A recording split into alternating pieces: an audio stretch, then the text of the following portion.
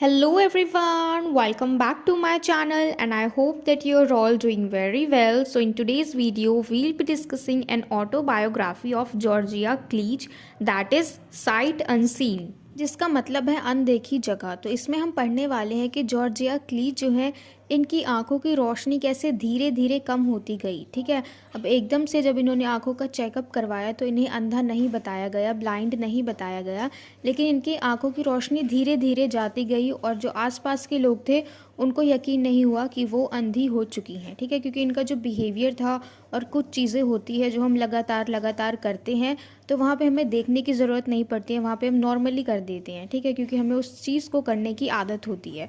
तो ऐसे ही जब वो करती थी तो वो फील करती थी कि वो देख नहीं पा रही हैं, लेकिन जो आसपास के लोग थे उनको ऐसा लगता था कि वो परफेक्टली देख सकती हैं, सारे काम कर सकती हैं। तो चलिए अब हम शुरू करते हैं। Georgia Kleege is an American writer and professor at the University of California Berkeley. तो जॉर्जिया क्लीच जो है ये एक अमेरिकन राइटर है और ये प्रोफेसर भी है कैलिफोर्निया में बर्कली में। She teaches creative writing and courses on representation of disability in literature. और ये क्या पढ़ाती हैं? क्रिएटिव राइटिंग्स, यानी राइटिंग्स की जो कला होती है, लिखने की कला, वो एंड डिसेबिलिटी इन लिटरेचर, तो ये भी इनकी टीचिंग में रिप्रेजेंट करती है। ठीक है, यानी इन्हीं सारी चीज़ों के बारे में ये पढ़ाती हैं। And she was diagnosed with macular degeneration and pronounced legally blind at the age of 11, following which she gradually lost her ability to see clearly. तो जब ये 11 साल की थी तब इनको मैक्यूलर डीजेनरेशन हुआ था, ये बात पता लगी थी। इसका मतलब है कि इनकी नज़रें जो है वो कमज़ोर हो गई थी और आँखों के अंदर जो रेटिना होता है उसका सेंटर वाला पार्ट जो है वो ख़राब होने लगा था। ठीक है, और उसके बाद से इन्होंने धीरे धीरे अपनी देखने की शक्ति जो है उसे खो दिया, यानी क्लियरली ये किसी भी चीज़ को नहीं देख पाती थी। She started teaching in 1991, prior to which she worked as a social worker in a women's crisis center where she gave educational and fundraising talks on domestic violence, sexual assault and other feminist issues. तो इन्होंने teaching 1991 में start करी थी, जिसके साथ साथ उन्होंने वहाँ पे सोशल वर्कर की तरह भी काम करना शुरू किया और जो भी प्रॉब्लम्स होती हैं वुमेन से रिलेटेड, महिलाओं से रिलेटेड, उनके बारे में इन्होंने अपने विचार रखे, जैसे डोमेस्टिक वायलेंस, सेक्सुअल असॉल्ट और बाकी सारी चीज़ें जो कि महिलाओं से रिलेटेड हैं। And she was awarded the UC Berkeley distinguished teaching award in 2016 और इनको इनकी टीचिंग के लिए अवार्ड भी मिला था यूसी बर्कली से, यानी यूनिवर्सिटी ऑफ कैलिफोर्निया बर्कली से, इनकी टीचिंग के लिए। कब? 2016 में, यानी 2016 में। तो ये था हमारे प्रोटैगनिस्ट के बारे में, जॉर्जिया क्लीच। अब हम देखेंगे साइट अनसीन, ये जिनका ऑटोबायोग्राफी है इसके बारे में। तो ये लिखा गया था 1999 में, यानी 1999 में, और ये पर्सनल एसेज का एक ऐसा कलेक्शन है जिसके अंदर इन्होंने अपने खुद के एक्सपीरियंस को शेयर किया है, एक्सपीरियंस ऑफ ब्लाइंडनेस, कि जब लोगों को पता लगने लगा कि वो ब्लाइंड हो चुकी है तब उनका बिहेवियर कैसे एकदम से चेंज हो गया, और जो ब्लाइंड लोग हैं उनके ऊपर जो बाकी लोगों का जो परसेप्शन है, बाकी लोग जो जजमेंट करते हैं, उनका जो फेक कोनोटेशंस होता है और नेगेटिव स्टीरियोटाइप्स होते हैं, वो सारे एक ब्लाइंड पर्सन के लिए, एक डिसेबल्ड पर्सन के लिए कितने ज़्यादा अफेक्टिव होते हैं, उनके ऊपर असर करते हैं। तो इस चीज़ के बारे में हम पढ़ने वाले हैं कि उनका एक्सपीरियंस ब्लाइंड होने के बाद कैसा था। तो इस वीडियो में हम 2 चैप्टर की समरी को जानेंगे, क्योंकि इनकी ऑटोबायोग्राफी में इन्होंने 2 चैप्टर को मेंशन किया है। पहले चैप्टर का नाम है कॉल इट ब्लाइंडनेस और दूसरे चैप्टर का नाम है ब्लाइंड नाइटमेयर्स। तो हम पहला चैप्टर शुरू करते हैं। ठीक है, तो देखो, जो जॉर्जिया क्लीच है इन्होंने 1991 में अपनी टीचिंग को शुरू किया था, यानी 1991 में इन्होंने अपना टीचिंग करियर जो है उसे शुरू कर दिया था। और उस वक्त इनकी जो आंखें हैं उसकी रोशनी धीरे धीरे कम होने लगी, लेकिन जो इनका बिहेवियर था, जिस तरीके से ये पढ़ाती थी, ऐसे में लोगों को शक होने लगा था कि इनकी जो नज़रें हैं वो कम होने लगी हैं, यानी नज़र की जो रोशनी है वो कम होने लगी है, शायद इनको कम दिखने लगा है। और टीचिंग के साथ साथ ये एक सोशल वर्कर का काम भी करती थी। ठीक है, तो जब भी ये कोई भाषण देती थी या फिर जब भी कोई भी चीज़ बोलती थी तो कैसे बोलती थी, अगर पहले की कुछ पुरानी मेमोरीज़ हैं तो उनके अकॉर्डिंग ये अपनी स्पीच को बोलती थी। कभी भी इन्होंने नोट्स को यूज़ नहीं किया, यानी सामने कुछ भी नोट्स नहीं रखा। होते हैं ना कुछ लोग जो नोट्स को देख के और फिर अपना स्पीच देते हैं, तो ऐसा इन्होंने कभी नहीं किया। और इनका जो फोकस है सुनने का या फिर देखने का, अगर मान लो अगर इनकी नज़र कमज़ोर हो गई लेकिन फिर भी अगर कहीं से आवाज़ आ रही है तो उस आवाज़ के थ्रू ये अपना फोकस मैनेज कर लेती हैं, उसके अकॉर्डिंग फिर ये जवाब देती हैं या फिर कुछ भी करती हैं, यानी लोगों को पता नहीं लगने देती हैं कि इनकी नज़रें जो हैं वो कमज़ोर हो गई हैं। This chapter begins with Cleach recalling the details of a classroom interaction from her teaching days where on informing student of her legally blind status।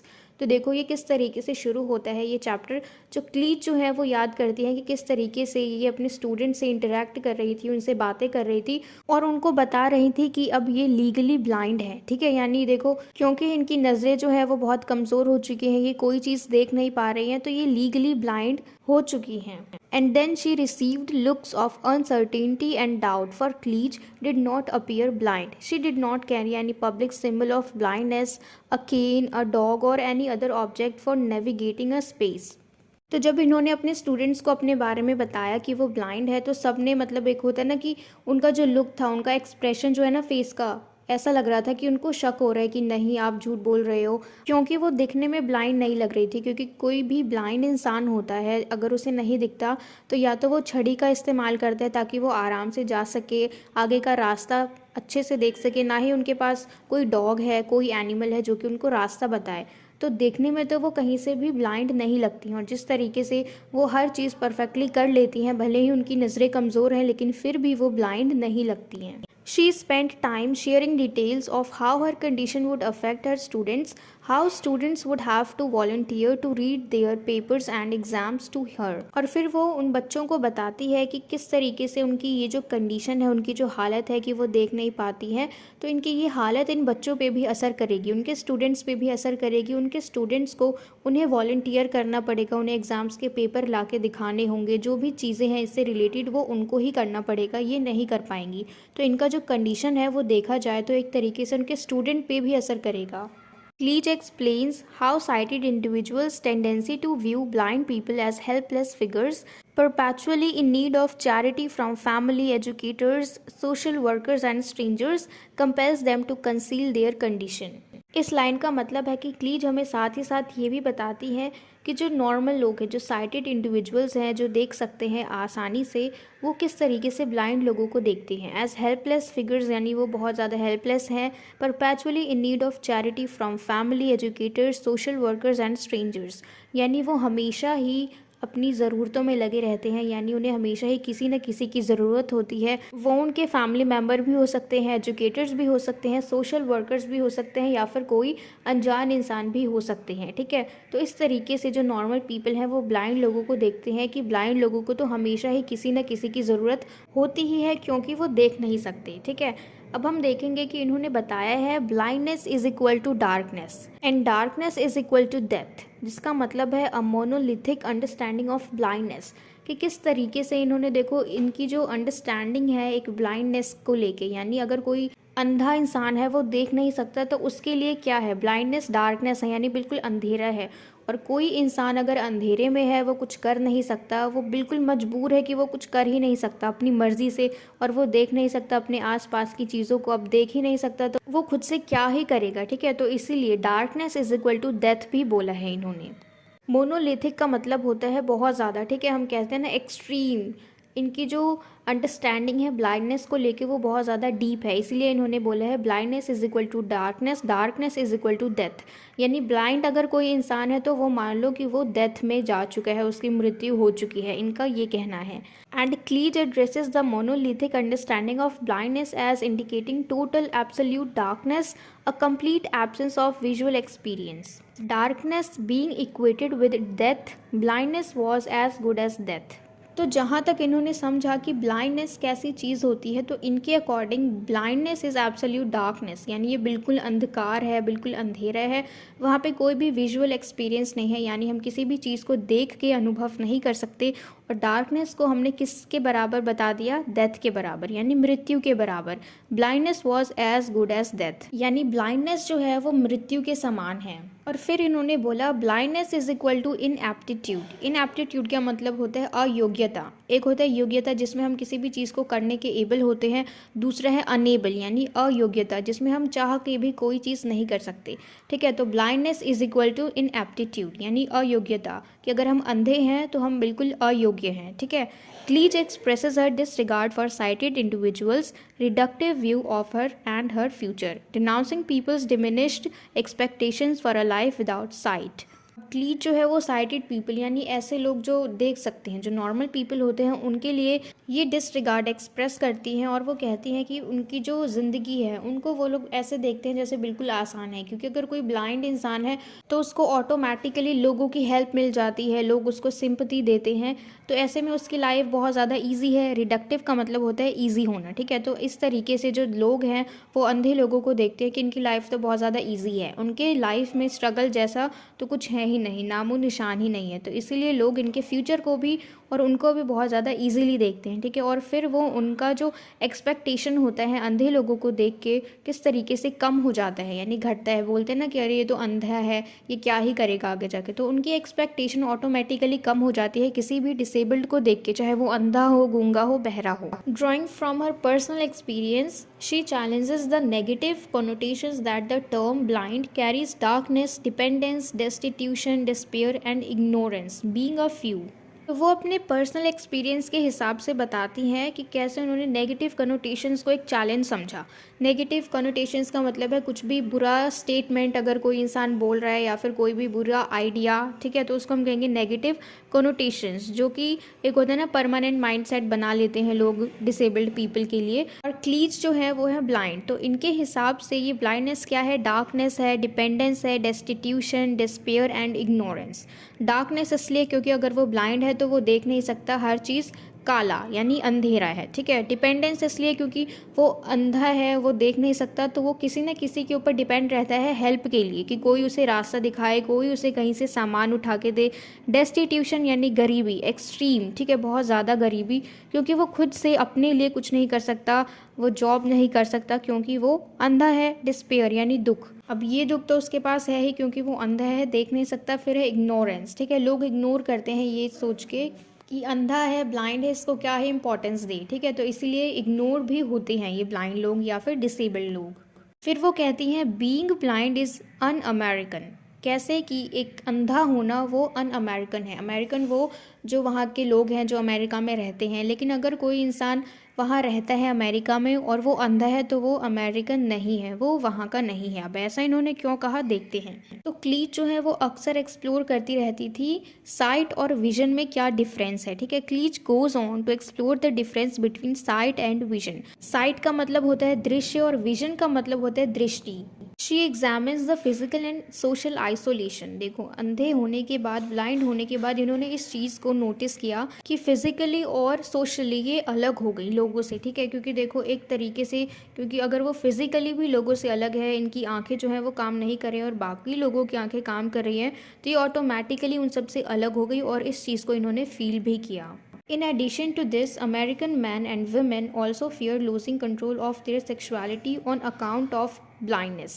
अब यहाँ पे देखो, अमेरिकन मैन और अमेरिकन वुमेन जो है ये लोग डरते भी हैं। क्यों? क्योंकि इनका जो सेक्सुअलिटी कंट्रोल है वो ब्लाइंड होने के बाद कंट्रोल में नहीं रहता। ठीक है, क्योंकि उनकी जो फीलिंग्स हैं, उनका जो इंटरेस्ट है, उनका जो अट्रैक्शन है वो कंट्रोल में नहीं रहता। ठीक है, ब्लाइंड होने के बाद। Since eyes are highlighted as being a window to the soul, a channel to communicate varying emotions without words, and a crucial medium of conveying one's feelings to a romantic interest, blindness is believed to have a devastating impact on men and women's experience and expression of sexuality।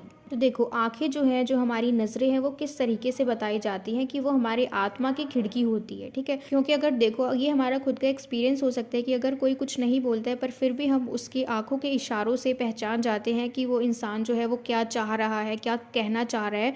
तो इसलिए जो हमारी आंखें हैं वो हमारे soul की, हमारे आत्मा की खिड़की होती है। ठीक है, और ये किस तरीके से हमें हेल्प करती है कि हम दूसरों के इमोशंस को जान ले विदाउट वर्ड्स, बिना कुछ बोले। ठीक है, दिस इज़ वेरी क्रूशियल, बहुत ज़्यादा इंपॉर्टेंट है कि हम किसी के रोमांटिक इंटरेस्ट को जाने बिना कुछ बोले, सिर्फ उसकी आंखों के इशारों से। लेकिन ये जो ब्लाइंडनेस है ये बीच में आ जाता है and this is believed to have a devastating impact on men and women's experience and expression of sexuality. ठीक है, तो लेकिन ब्लाइंड होने के बाद ये सारी चीज़ें ख़त्म हो जाती हैं कि किसी के इमोशंस को फील करना कि सामने वाला क्या चाह रहा है उसकी आंखों को देख के, तो ये सारी चीज़ें ख़त्म हो जाती हैं और इनका जो कंट्रोल है वो खो जाता है। और इसी के साथ साथ loss of sight brings with it the fear of losing one's allure, यानी अगर कोई हमें प्यार करता है तो अगर हम अंधे हो गए तो हमें डर रहता है कि वो हमें छोड़ के ना चला जाए। अगर हमारा किसी के साथ लगाव है तो हमें इस बात का भी डर होता है कि वो हमें छोड़ के ना चला जाए, हमारी जो बॉन्डिंग है वो ख़राब ना हो जाए। क्योंकि देखो, अगर कोई इंसान फिज़िकली वीक है तो वो वीकनेस उसके कैरेक्टर पे ज़रूर असर करती है। फिर वो आगे डिस्कस करती हैं about the marginalisation of the disabled, कि किस तरीके से डिसेबल्ड लोगों को बहुत लेस इंपॉर्टेंट माना जाता है, उनको ठीक से ट्रीट नहीं किया जाता। ठीक है, इनका एक एक्सपीरियंस है, फ्लाइट से पेरिस से डैलस जा रही थी और ये शायद व्हील चेयर पे थी and it did not permit wheelchair bound individuals to board without a person in charge as the reason for their inability to assist her. तो देखो, अब क्योंकि ये शायद व्हील चेयर पे थी और इनका अंदर आना अलाउड नहीं था, क्योंकि देखो इनके साथ कोई भी नहीं था उस वक्त और इनके साथ कोई नहीं था, ये अकेली थी। अगर इनको अंदर आने दिया जाता तो वो लोग इनको सही तरीके से असिस्ट नहीं कर पाते। ठीक है, तो इनका मानना ये है, क्लीच का मानना ये है कि क्योंकि अगर कोई डिसेबल्ड पर्सन है तो उनको लेस इंपॉर्टेंट माना जाता है और ऐसा माना जाता है कि उन्हें किसी न किसी की ज़रूरत पड़ती ही रहेगी हर सेकंड पे। तो वो कहती हैं कि ऐसा बिल्कुल नहीं है, कि अगर कोई डिसेबल्ड इंसान है तो वो अपना ख्याल खुद से रख सकता है। तो इसीलिए उनका जो मार्जिनलाइजेशन है कि उनको अलग कर दिया जाता है, उनको लेस इंपॉर्टेंट माना जाता है, तो ये चीज़ उन्होंने यहाँ पे बताई है।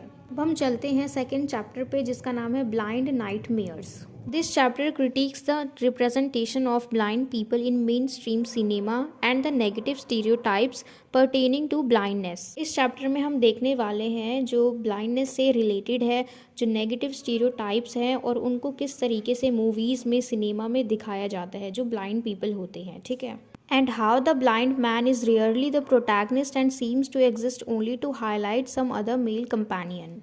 इसमें बताया गया है कि मान लो अगर कोई मूवी बनती है, कोई सिनेमा है, ठीक है, तो उसके अंदर जो भी ब्लाइंड इंसान होता है वो कभी भी प्रोटैगनिस्ट नहीं होता, यानी जो लीड रोल होता है वो कभी भी ब्लाइंड नहीं होता। ठीक है, ब्लाइंड मैन कभी भी लीड रोल प्ले नहीं करता, या तो वो प्रोटैगनिस्ट का कंपेनियन बन जाता है या फिर किसी और का कंपेनियन बन जाता है या फिर उसे साइड रोल मिल जाता है क्योंकि वो ब्लाइंड है। ठीक है, लेकिन कभी भी लीड रोल नहीं मिलता। इस चैप्टर में क्लीच जो है वो मेन चीज़ यही बोलती हैं इस टॉपिक में कि किस तरीके से एक ब्लाइंड मैन या फिर एक अंधे इंसान को देखा जाता है, लेस इम्पॉर्टेंट, उसको अलग कर दिया जाता है किसी भी फील्ड में। जो डिसेबल्ड इंसान होता है उसे ऑटोमेटिकली नीचे कर दिया जाता है। तो इस वीडियो में हमने समरी को डिस्कस किया है बिल्कुल ईजी लैंग्वेज में और मुझे पूरी उम्मीद है कि आप सबको ये समझ में आ गया हो।